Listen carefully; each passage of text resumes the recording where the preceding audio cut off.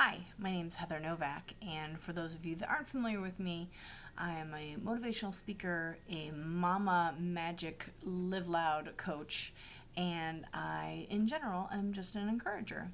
I am also what one could call a crappy Christian, and so if faith is not your thing, you can move along, or actually, if it's not your thing, this might be interesting to you. So I've been a believer for like 20 years, and I try to sit here in my chair and do devotions. Most mornings I probably make it about 4 or 5 mornings a week.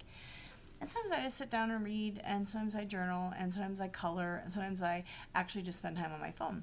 So this morning, something interesting happened. I had slipped a bookmark into my Bible just to get it out of the way.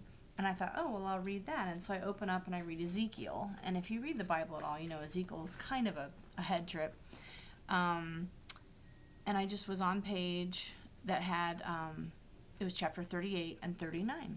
And so it's like this warning, and it's just really ugly and nasty. And the God that I worship is loving and gracious and kind. And so I have a really hard time rectifying Old Testament Jesus and New Testament Jesus.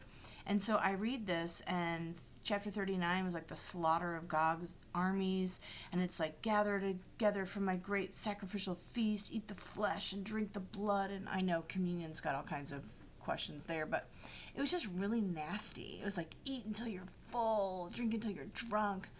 And so I read this, and because I want to understand, and because I don't like this, it makes me angry, but I don't want scripture, which may be inaccurately repeated, or might be bragging or something like that. I don't want it to keep me from God. So I start journaling to God.